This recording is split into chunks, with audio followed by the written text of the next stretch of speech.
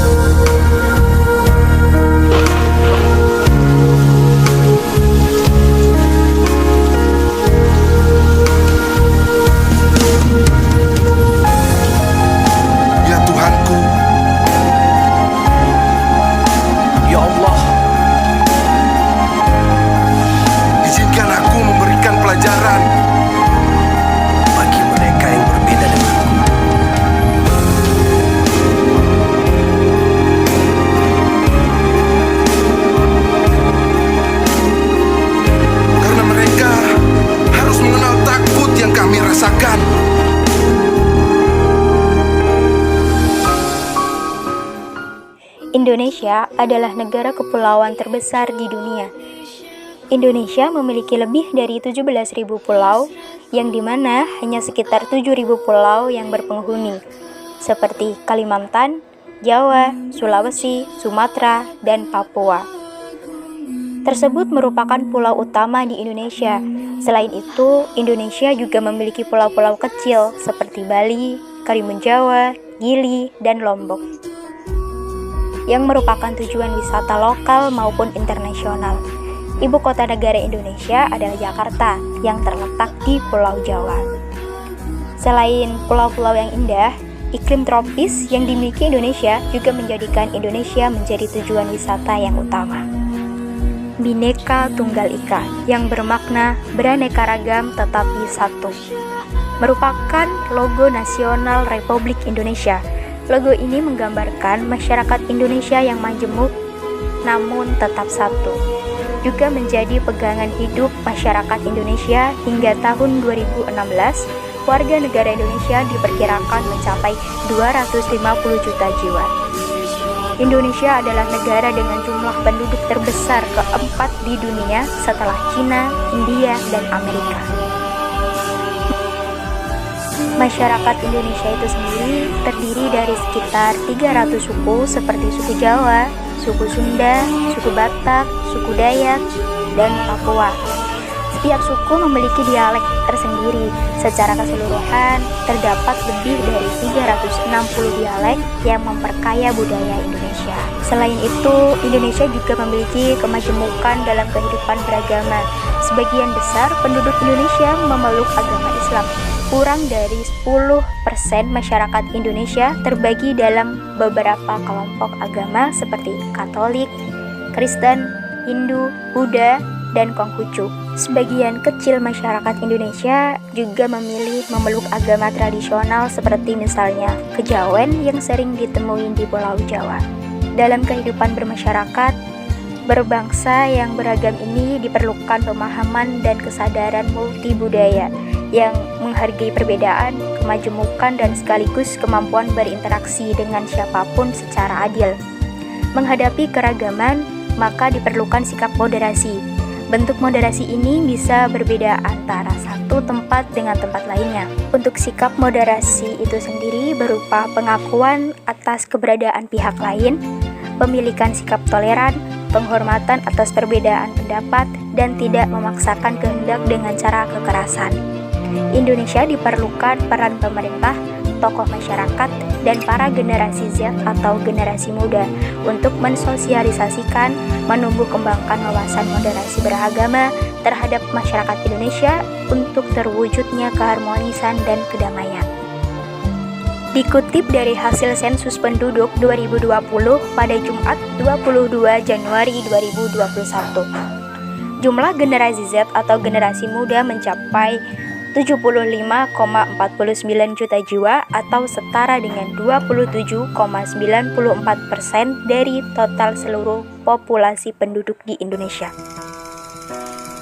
Sementara itu, jumlah penduduk paling dominan kedua berasal dari generasi milenial sebanyak 69,38 juta jiwa penduduk atau sebesar 25,87%.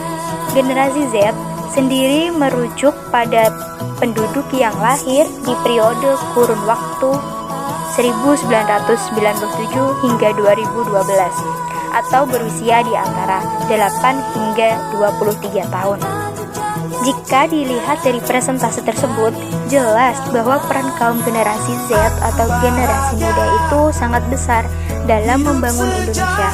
Salah satu perannya adalah menjadi formula ampuh dalam merespon dinamika zaman di tengah maraknya intoleransi, ekstremisme, dan fanatisme berlebihan yang dapat mencabik kerukunan umat beragama di Indonesia.